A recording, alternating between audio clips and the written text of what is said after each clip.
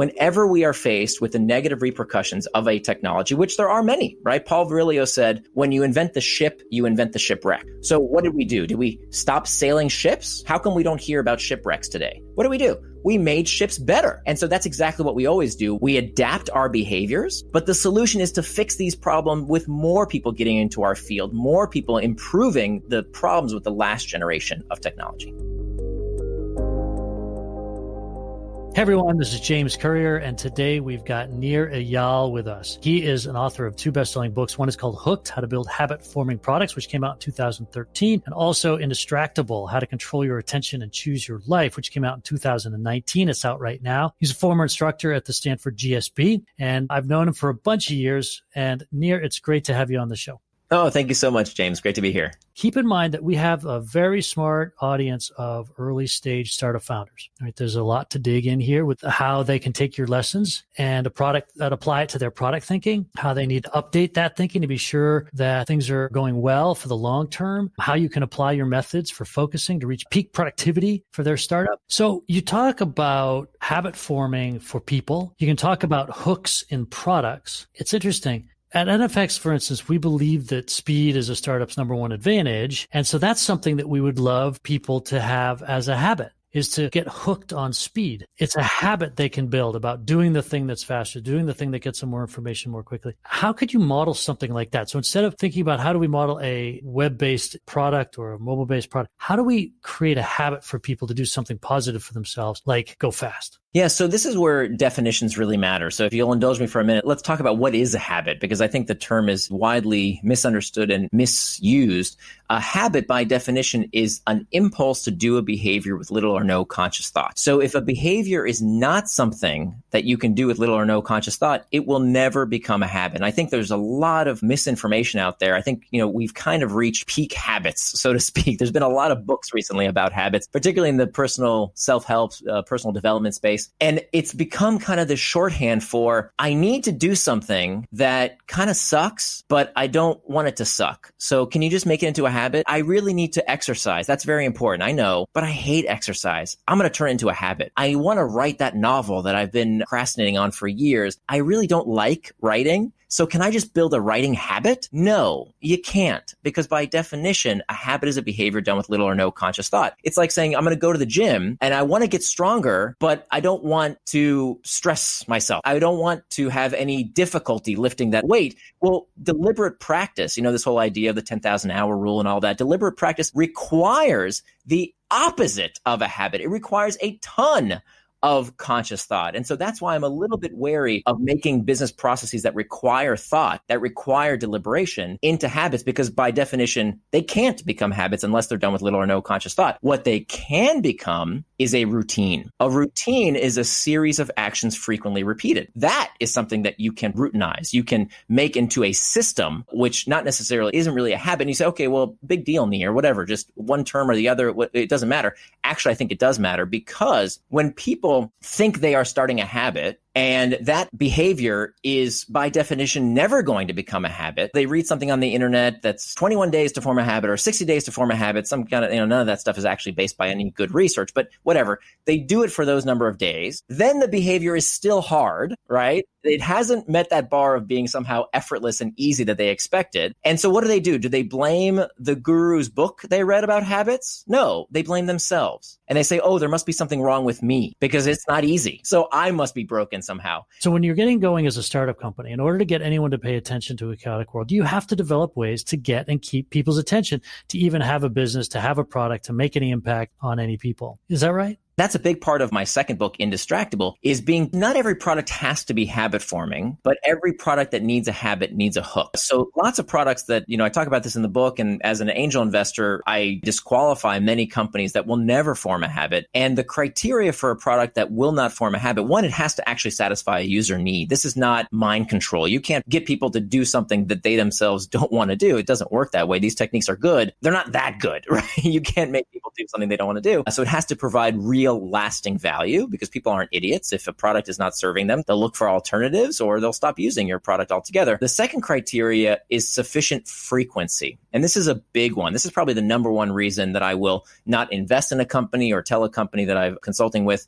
that their product doesn't have a hope of forming a habit, is if the behavior does not occur with sufficient frequency, that the cutoff seems to be a week's time or less. That if your product is not used within a week's time or less, it's very difficult to change a consumer habit. There are exceptions, but by and large, it's a week's time or less. So again, if you're selling, let's say you're selling car insurance. Well, you don't use car insurance once a week, right? You only use car insurance if, God forbid, you get in an accident. So it's not that every product needs to be habit forming. What I do recommend, though, is that a habit is one competitive moat. It is one form of competitive advantage. Now, there are many, many different types of forms of competitive advantage, as you know better than anyone, right? There's network effect, as you write about. There's intellectual property. There's economies of scale. Habit is one of those competitive advantages, right? You don't need any more evidence than, thinking about Google. When I present in front of an audience, I'll ask people, how many of you have searched with Google in the past 24 hours? Out of 100 people, 99 hands will go up. And then when you say, okay, how many of you have searched with the number 2 search engine? How many of you searched with Bing in the past 24 hours? Maybe the hand of 1 or 2 people, typically former Microsoft employees, their hands go up. Why is that? Is Google just so much better? No. In third-party studies, when we compare the Google search results to Bing search results and you strip out the branding so people don't know which is which, it's a 50-50 preference split. People can't tell the difference. And yet we reflexively go use Google. We Google it. We even made it into a verb without even considering whether the competition's product is any better. And so this is why habits are such a huge competitive advantage, because when you form a habit in a consumer's mind, I call this the monopoly of the mind, they don't even consider whether the competition is making a better product. And that's why it's such a huge competitive advantage. So what's the thesis of Indistractable? That came out just last year, less than a year ago. Yeah. So if Hooked was about how do we build good habits in people's lives, primarily through technology, Indistractable is about how do we break the bad habits. Okay. So being an industry insider, I know all the tips and tricks that they use to get you hooked. And so I can tell you from an insider's perspective, how do we make sure that these technologies are something that serve us as opposed to us serving them? And as much as people hear about how these technologies are hijacking your brain and addicting you and, manipulating us, this is hyperbole. The solution, the antidote to this stuff is actually not that tough. That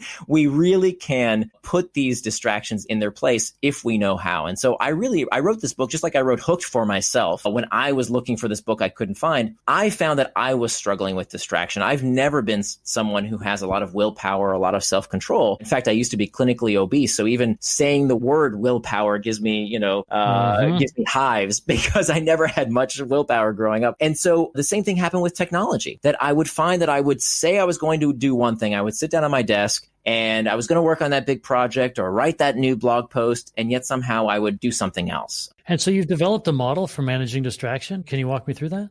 Sure. Yeah. So in fact, it's up where Hooked left off. So it's another 4-step model. I'm partial to 4-step models. And in this case, where we have to start is by understanding what is distraction. What do we mean by that word? So the best way to understand what distraction is to understand what distraction is not. So what is the opposite of distraction? Most people say the opposite of distraction is focus, but it's not. The opposite of distraction is not focus. The opposite of distraction, if you look at the origin of the word, is traction. Both words come from the same Latin root, trahare, which means to pull, and they both end in the same letters, A-C-T-I-O-N, that spells action. So traction, by definition, is any action that pulls you towards what you say you're going to do. Things that pull you towards your values, help you become the kind of person you want to become. That's traction. The opposite of traction is distraction. Distraction is any action that pulls you away from what you intended to do, away from your values, away from becoming the kind of person you want to become. So why is this important? Because I would argue that any action can be traction or distraction. So for example, when I would sit down at my desk before I spent 5 years writing this book, my normal routine was I would sit down at my desk and I would say, okay, today I'm not going to procrastinate. I'm going to work on that big project I've been putting off. Nothing's going to get in my way. Here I go. I'm going to get started right now.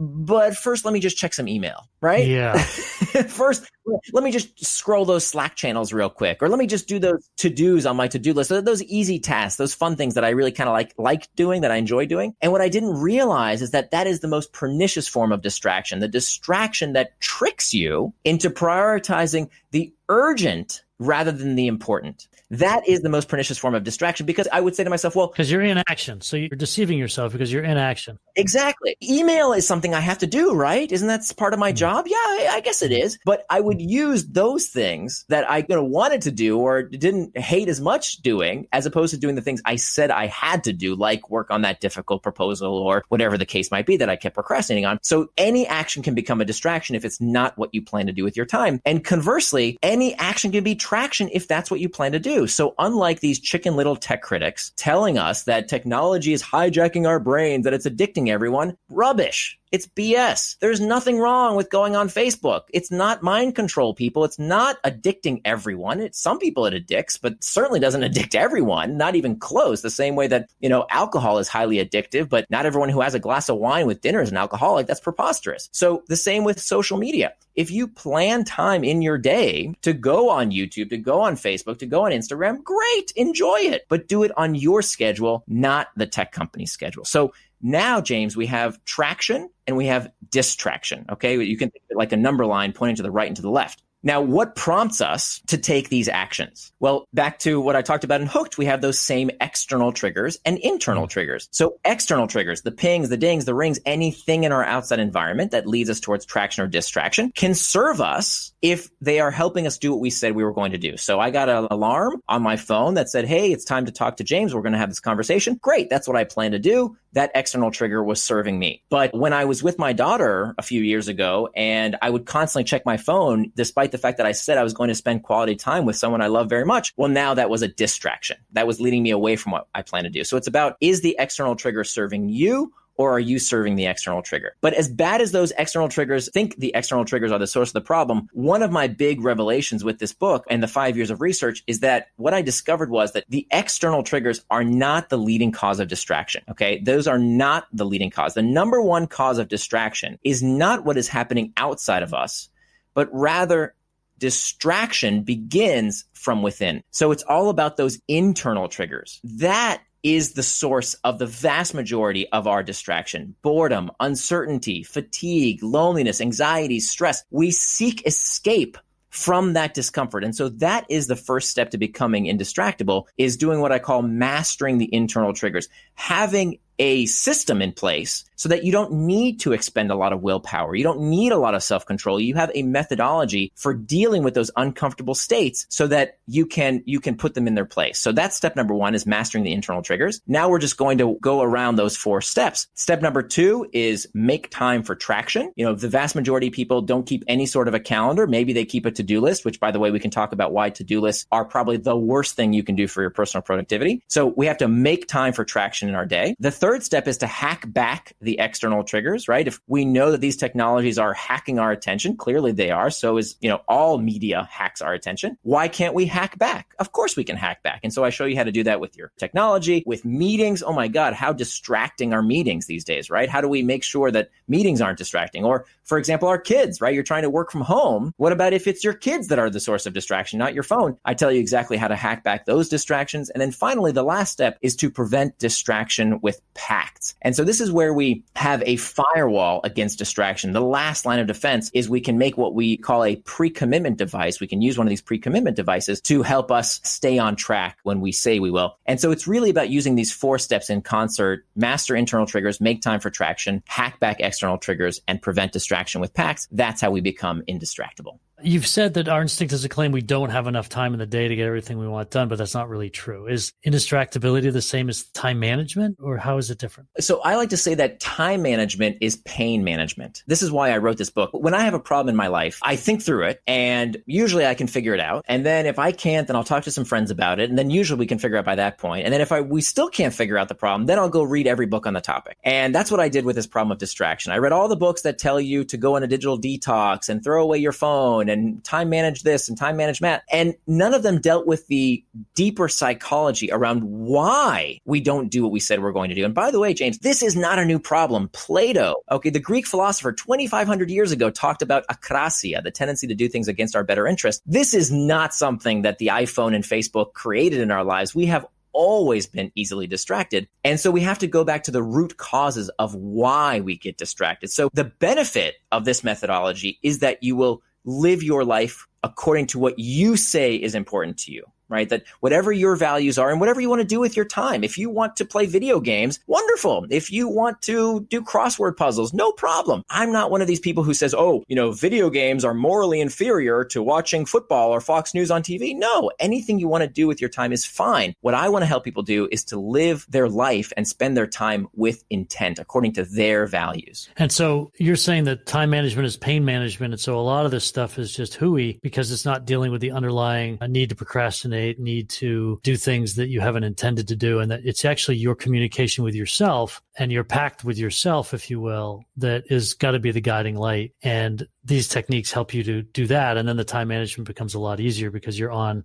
the things that you've already agreed you want to do. Right. So that's where we have to start. So clearly, there are lots of techniques and tips and tricks and life hacks that are effective. But the reason that, most of them fail is because you're not looking at the root cause of the problem. And so I think that a good metaphor here is with food. So I used to be clinically obese. Today at 42, I'm in the best shape of my life. And what changed in my life is that, I stopped blaming and shaming and stopped blaming. And people do this with technology distraction all the time, right? The blamers, they say, oh, it's the internet doing it to me. It's the modern world doing it to me. It's all this bad stuff outside of me that's at fault. So the blamers, that's futile because you're not going to travel into some, time machine and go back to an age before distraction. There was never such an age. And these technologies and distractions are not going away. So being a blamer is futile. The other side of the spectrum is the shamers. And this is what I used to do. I would shame myself, right? I would say, oh, you see, I'm getting distracted. I'm such a distractible person. I have an addictive personality. I must have a short attention span. There must be something wrong with me. I need to go get a diagnosis. And I would shame myself into thinking that somehow I was broken. And of course,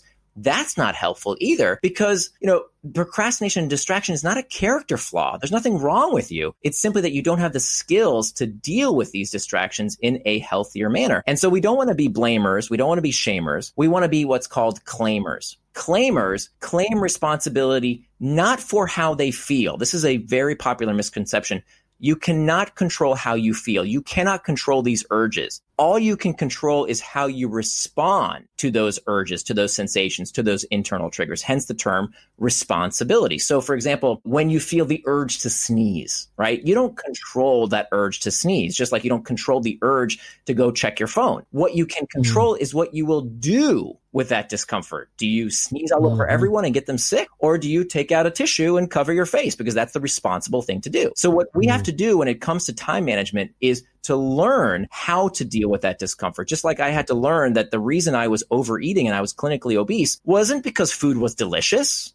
Food is made to be delicious. Technology is designed to be engaging. Would we want it any other way? Should we tell McDonald's, hey, your food is too good. Can you please make it less tasty? Hey, Netflix, your movies and shows are way too entertaining. Please make them boring. No, that's never going to happen. So what we have to do instead is to learn that the reason we are looking for escape, the reason we are overdoing these things is because we are looking for that emotional relief. And so the way I lost weight was to really think about, why was I overeating? Well, it was because I was eating when I was bored. It was eating when I was lonely. It was eating because I felt ashamed about how much I had eaten. And so this is why I'm so anti this tech is bad, stop using tech. It does nothing but shame people, just like we shame people for overeating without understanding the deeper reasons why we go in excess.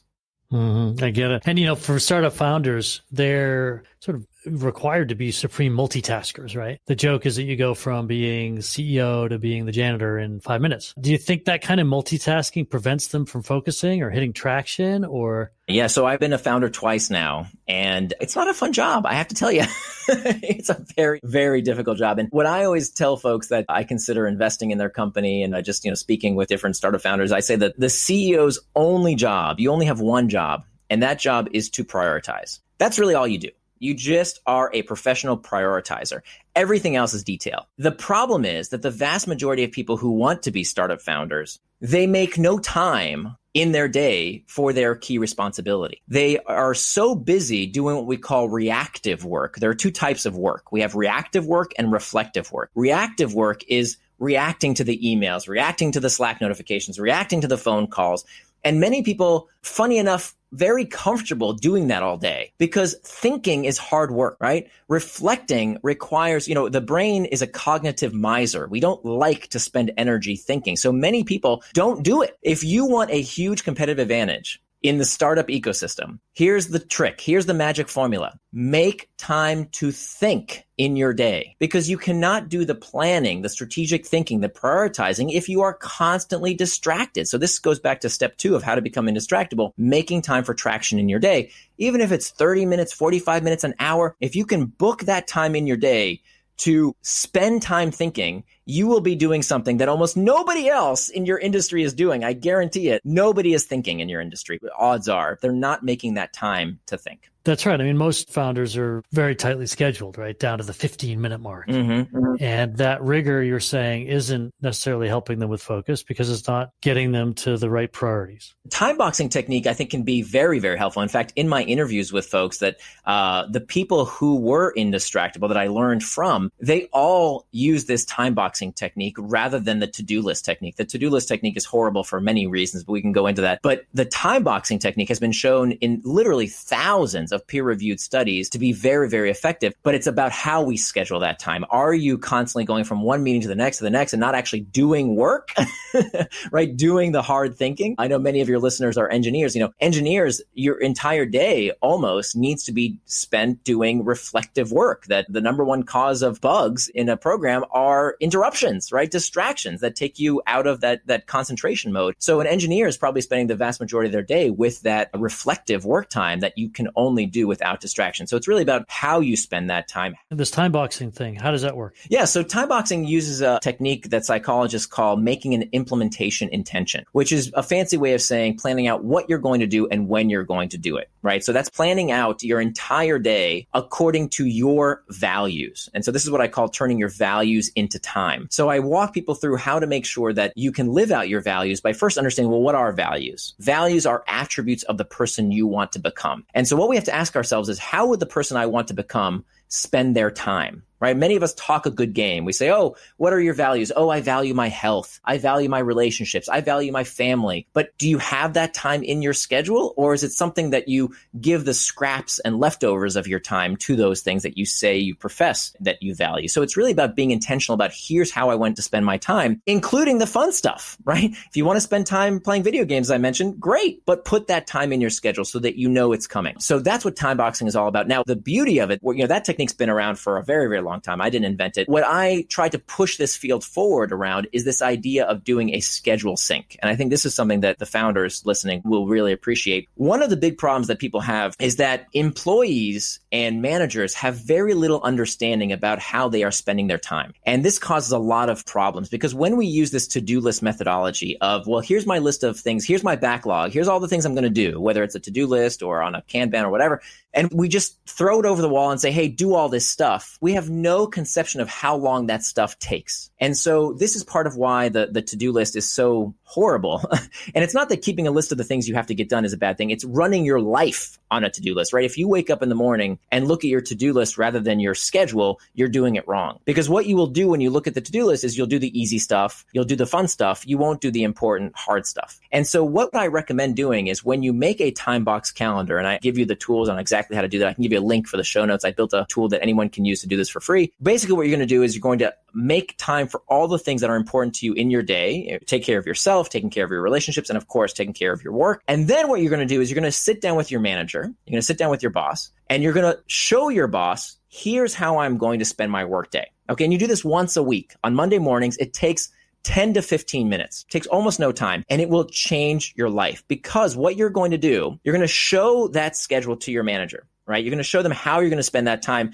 And this prevents you from taking what I think is some of the worst advice in personal development and self-help when it comes to productivity. We've all heard this terrible trope that if you want to get more done, if you don't want to be distracted, then you need to learn how to say no, right? What kind of stupid advice is it to say no to the person who pays your bills, right? The person who pays your month check, to tell your boss no, you're going to get fired. That's horrible advice. Instead, you shouldn't be the one who says no. Your manager should be the one who says no. So when you have a time box calendar, you have a physical artifact. You have something that you can show them and you can say, look, here's how I'm spending my time this week. Now you see this other piece of paper over here. You see this other list. These are all the things that I didn't know where to put into my schedule. Can you help me reprioritize those things? And invariably, every time you sit down and do this schedule sync, you will find that there is some misappropriation of time. And so what you can do is to say, oh, you know what? That task that's on your calendar or that meeting, actually, that's much less important than that thing you didn't put in your calendar.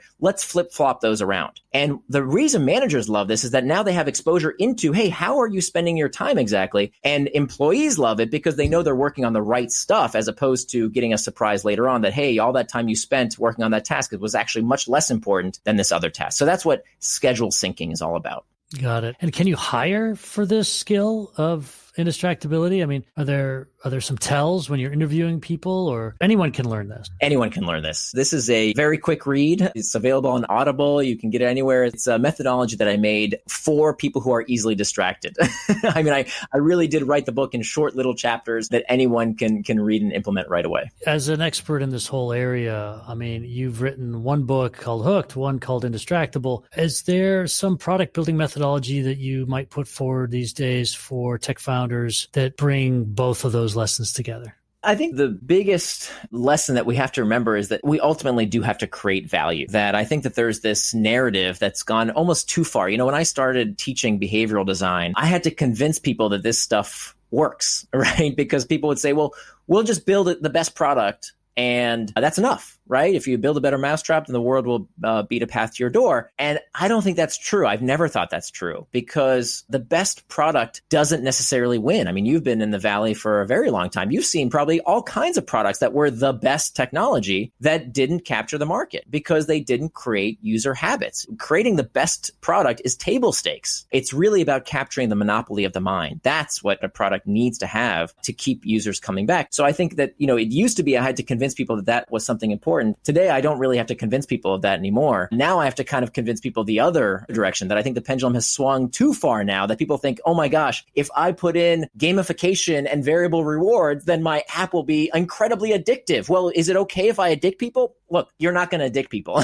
right? Like I work with enterprise products, I work with healthcare products, I work with education products, fitness products. None of them are going to addict anyone, right? That's ridiculous. Nobody's going to get addicted to an enterprise software product. And so sometimes have to talk people down a little bit, like, look, these techniques are good, but fundamentally you have to cater to a user need here. It's about helping people do things they themselves want to do, but for lack of good product design, they haven't done in the past. So recently there's been this big Netflix documentary called The Social Dilemma that's gotten a lot of play. People are talking about it. You know, you're right in the middle of all that. What were your thoughts watching that documentary? Very conflicting emotions about that movie. So I was interviewed for that documentary back in 2018, August of 2018, so more than 2 years ago. And I wasn't included in the film because I think that my narrative did not fit their narrative. You know, on one hand, I am fully in support of people being more aware about how they are spending their time. And there is no doubt that these technologies, specifically social media, is designed to capture as much of your attention and time as you will give them. The big problem with the movie, they don't talk about anything that the user can do until literally the credits, right? While the credits are rolling, do they talk about anything that the user can do? And so my key point here, I think this is really the missed opportunity, is that you mentioned earlier in the interview about this battle of attention between the user and the company. We win. The users always win. We are much, much more powerful than these technologies. And I'll prove it to you. After 90 minutes of them telling us how technology is addicting you, and they use that term completely incorrectly. That is not what addiction is. Totally misconstrue what it means to actually be addicted. But they talk about how it's manipulating your brain, how there's nothing you can do about it, how we're just puppets. I mean, they literally use these very manipulative movie-making tactics to show how you're this voodoo doll. It's amazing how hypocritical this film is, and that they use all the manipulative tactics that they say not to use on social media, principally being that they talk about how social media is a big filter bubble and how terrible it is that they don't let you see any other people's opinions. And then they commit this sin itself in not letting people like me give any other perspective in the film. Or how about any other social scientists or researchers that show the other perspective? And so the biggest problem with the movie is that they don't talk about anything that you yourself can do as a user. We are so much more powerful than these tech companies. And so after 90 minutes of telling you how terrible and how there's no way you can get out of it, the only solution is to regulate and legislate, do they mention, you know what, you should probably turn off notifications? Really? And they're partially right, because of course, 2/3 of people with a smartphone never change their notification settings. Really?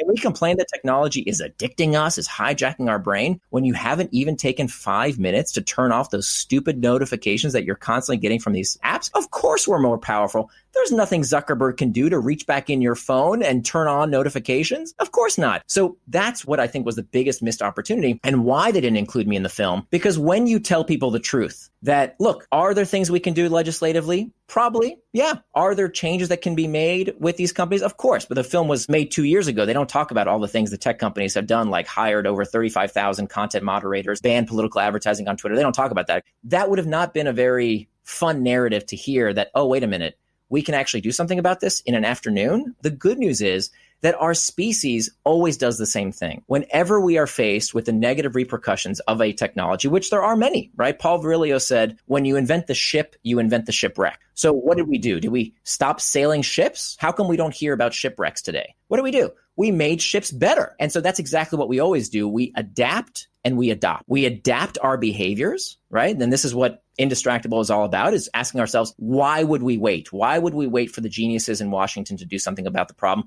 Why would we wait for Facebook and Google to fix this for us? Why would we not get started right now to see what we can do ourselves? And the second thing we can do, and this is why I'm so happy to be on this show, is we can adopt new technologies to fix the last generation of technologies. We can make the ships better, so to speak, so that there are less shipwrecks. This is exactly what we need. We need more people to get into this field. We need more technologists, because I think what scares me, James, is that, when I moved to Silicon Valley back in 2006, skepticism was a Silicon Valley value, right? That was a good thing, to be skeptical. Now it's cynicism. Now there's nothing that technology can do right. It's all evil. It's all mind manipulation. It's all, election meddling. And there are clearly problems that we need to fix. But the solution is to fix these problems with more people getting into our field, more people improving the problems with the last generation of technology. The first book you published, called Hooked. What was the main thesis of Hooked? So the idea behind Hooked is that, you can buy growth for a company. You can always buy growth, right? Back up the truck and buy ads on Google or Facebook or television spots or radio spots. You can always buy growth for your company. What you can't buy is engagement. That has to be designed into the product. And so back in 2012, when my last company was acquired, I was looking for what to do next. And I had this thesis that the products of the future that would really make a difference in the world had to have habits embedded in them, is because what I saw was that the interface was shrinking. So as we went from desktops to laptops to mobile screens to now wearable devices, and now even more recently with Amazon Alexa, the visual interface has all but disappeared. And so what that means is that there is less space for what we call an external trigger. There's less room for the visual stimulus to get the user to do what you've designed for them to do, which means that in the absence of the real estate for that visual stimulus, that habits become increasingly important. And so this is something that I saw back in 2012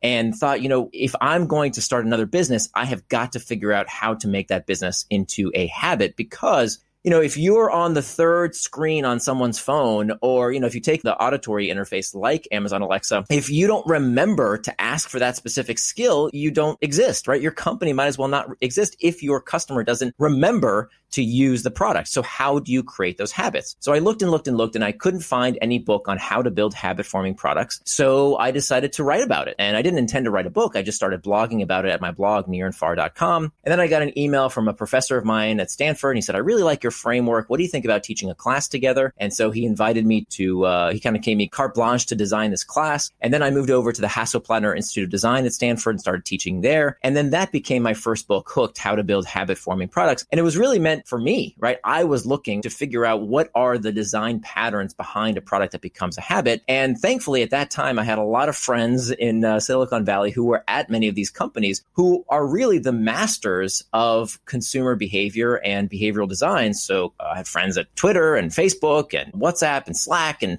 all these companies who were so good at designing behavior. So not only did I get the academic aspect from spending a lot of time reading consumer psychology journals at the Stanford stacks, but then I also got the real world application. Many of our friends and colleagues in Silicon Valley kind of revealing the secrets of how do you bring consumers back. And so that's really what went into my first book, Hooked. Now, that being said, I never wrote Hooked for the big tech companies. I didn't write it for Google or Facebook or the gaming companies. They'd known these techniques for years. And I've never worked for any of those companies, by the way. The reason I wrote the book was not for their benefit. They'd known how to do this for quite a while. I wrote the book for the rest of us. I wrote the book so that everybody out there building the kind of products that require consumer engagement can build those kind of products to build healthy habits in users' lives. So since the book was published, people in every conceivable industry, the book sold over 350,000 copies, and I get emails constantly from industries I never expected to use the book are using the methodology. And I've based my angel investment strategy looking for people who are applying the hooked model for good. So I'll give you a couple examples. Most top of mind for me is a company by the name of Kahoot. I'm not sure if you're familiar with them. They went public last year. I think now they're valued at like $1.3 billion. And 5 years ago, I got a call. I do these office hours every week. I still do them where anyone who's read my books can call. And if they have a question, we just talk for free, whatever they want to ask. And about 5 years ago, this guy, Johan, calls me and says, hey, I think we're going to use your hook model to build this educational product. What do you think? And I loved it. And so about twice a year, I happen to stumble across a company that's using my hook model in a way to build healthy habits. Kahoot is a great example of that. They're using the hook model to get kids hooked onto online learning and in classroom learning. And so that's a wonderful application of using habits for good. Got it. And so a lot of these learnings are really applicable for early stage startup companies, not necessarily the behemoths. Right. There's really two places where the hook model is useful. One, in the very, very early stages, right, when it's still a napkin sketch idea, you can stop and before you spend a lot of money on the design of the product and coding the product and all that stuff, answer these 5 fundamental questions to make sure that your product matches the archetype for a habit-forming product. That's going to save you a lot of time, money, and heartache to make sure that if your product needs a habit, that it fits these criteria. The other place that it's really, really helpful is in the latter stages. So this is where people call me the plumber because I stop up the user leaks. So where I get a lot of phone calls is from people who are at a company that has poor customer retention, right? People aren't using the product like they expected and they don't know why. So in that case, you can use the hook model as a diagnostic tool to figure out, wait a minute, what's deficient here? What experiments can we go out and test to see how we can fix the product to make it more sticky, more habit forming? Got it. And so what are those 5 tenets? There's 4 steps to the hook model and 5 fundamental questions you have to ask. So the 4 steps of the hook model start with a trigger phase. The trigger, there are 2 types of triggers. We have external triggers and we have internal triggers. I'll get back to the internal triggers in a minute, but let's talk about the external triggers. The external triggers, every designer is familiar with. These are the pings, the dings, the rings, anything in your outside environment that prompts you to action, right? So on Facebook or LinkedIn or TikTok, it's a notification, right? It's an email. It's something that tells you, hey, do this action, which brings us to the next step of the hook, the action phase. And the action phase is defined as the simplest behavior done in anticipation of a reward. One of the backbone tenets of consumer psychology, this is called Lewin's equation, is that the easier something is to do, the more likely people are to do it. So if we can make that key behavior, the key habit as easy as possible to do, that intended behavior, more likely people will do that behavior. And so there's all kinds of things we can do to make that behavior as easy as possible. And of course, I'm giving you the 30,000 foot view here. There's a lot more detail in the book. The third step is really the engine of the hook model. This is called the variable reward. The variable reward, it's worth spending just a minute on because this is very important. So the variable reward comes out of the work of B.F. Skinner. And Skinner is known as the father of operant conditioning. And he did these experiments back in the 1950s and 60s where he took a pigeon, put the pigeon in a box. Today we call it a Skinner box. And he gave this pigeon a reward, a little food pellet, every time it pecked at the disc. And so very quickly, Skinner could train the pigeon to peck at the disc if and only if the pigeon was hungry. That's part of the experiment. A lot of people forget. The experiment did not work if the pigeon wasn't hungry. Just like we can't make a user do something they don't want to do, there has to be an inherent need. If the pigeon was hungry, if they had that need, then they would peck at the disc. So he could train them to consistently peck at the disc whenever they had that need, that hunger. Now, one day, Skinner ran out of these food pellets. He didn't have enough when he walked into the lab. And so he couldn't afford to give the pigeon a food pellet every time. He could only afford to give it to them once in a while. And to his amazement, what he found was that the rate of response increased when there was what we call an intermittent reinforcement. So sometimes when the pigeon pecked at the disc, there would be no food pellet, no reward. The next time the pigeon would peck at the disc, they would receive a reward. And what Skinner observed was that the pigeon pecked more often when there was some type of variability around that reward, the schedule cycle of reinforcement. And we see this same phenomenon in all sorts of products and services. Online, the best example is the feed. Have you noticed how everything today has a feed, right? Why is that? Well, on LinkedIn or Instagram or Facebook, that feed mechanic is a variable reward structure. It's using that same psychology of searching and searching for that next variable reward. So sometimes you'll get something great, but often you won't. Right. And you'll be looking, nothing, no food. And then suddenly you'll get this really great payoff. You get your dopamine hit, and that's a variable reward. Right. And we see this. It's not just something that is new to technology. It's what makes television interesting, right? We want to know what's going to happen next. It's what makes the news interesting, right? The first three letters of news is NEW, right? And we want to know what's new in the world, not what happened yesterday. What's new and different? Sports is probably the best example. Why do we love watching a ball bounce around a court or a pitch? There's uncertainty about what's going to happen next. Romance, what makes romance romantic is the uncertainty. That's what gives you the butterflies in the stomach. It's all about variability. So anywhere there's mystery, uncertainty, that's where we engage, we focus, and it's highly habit forming. So you'll find this variability in all sorts of experiences, both offline and online. Got it. So the third thing is this variable reward structure. And then the fourth and final step, and probably the most ignored is, or overlooked, I should say, is what we call the investment phase. And the investment phase is where the user puts something into the product to increase the likelihood of the next pass through the hook. Now, the way this works is in two ways. Number one, users can load the next trigger. Loading the next trigger is when the user does something themselves to bring themselves back. Okay, so for example, when I send someone a message on WhatsApp, there's no immediate reward. Right? There's no points, there's no badges, nothing really happens when I send someone a message. What I'm doing is I am loading the next trigger because I am likely to get a reply. And that reply comes coupled in the form of an external trigger, which prompts me through the hook once again. Okay, so not some piece of spammy marketing, not some expensive ad, but rather something the user did to bring themselves back. That's called loading the next trigger.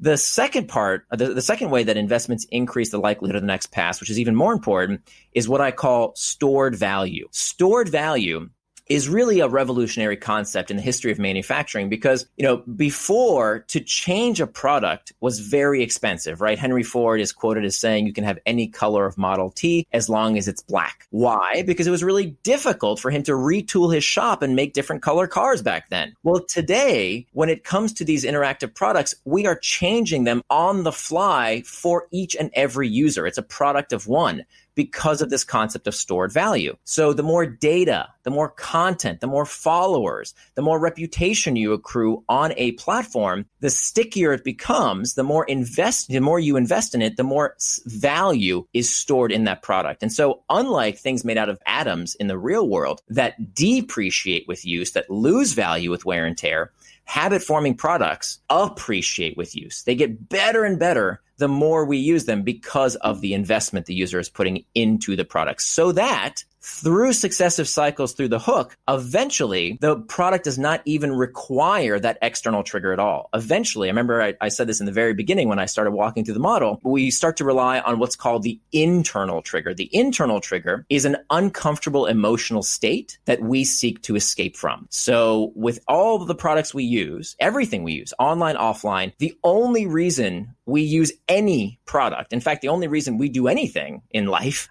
the seat of motivation is about the desire to escape discomfort. This is called the homeostatic response. So when a product's use can attach to an uncomfortable sensation, whatever that might be, you're feeling lonely, check Instagram or Facebook. You're feeling uncertain, Google it. You're bored, lots of solutions for boredom, right? Check the news, stock prices, sports scores, Pinterest, Reddit. When a product attaches to that feeling, that's where the habit is cemented. Because now you don't even need that ping or ding anymore. The user is checking the product on their own out of habit. It's interesting. I think this is why the revolution with podcasting has happened over the past several years. Podcasting was not a thing for years after the iPod came out. Nobody was really podcasting. And then suddenly over the past few years, it's become a thing. I think part of the reason is that the habit of getting into the car and reflexively turning on the radio has been substituted now. The reflex is plug in your phone.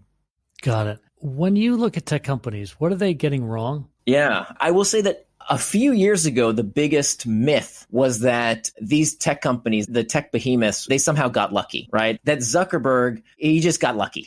That used to be the mentality when I would work with companies, that somehow they just stumbled onto it. And of course, nothing could be further from the truth. Everybody knows that Zuckerberg dropped out of Harvard and he was a computer science major. What people don't realize also, he was also a psychology major. When you look at Kevin Systrom, right, he was a symbolic systems major at Stanford, which is the intersection of psychology and technology. These folks understand what makes you click and what makes you tick better than you understand yourself. And so I think that used to be the biggest myth, that there wasn't this deeper psychology even present. I think that's really changed now. I think people realize that understanding consumer psychology and behavioral design is an essential skill these days.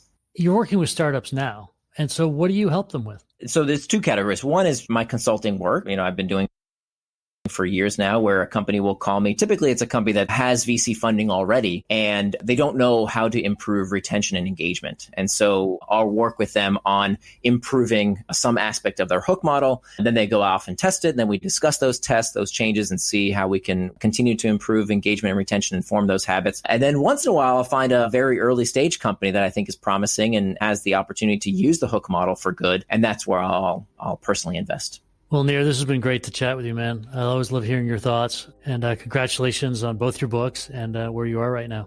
I appreciate it. Thank you for giving me the forum to talk about it. You've been listening to the NFX podcast. You can rate and review this show on Apple Podcasts, and you can subscribe to the NFX podcast on Apple Podcasts, Spotify, Google Podcasts, or wherever you get your favorite podcasts. For more information on building iconic technology companies, visit nfx.com.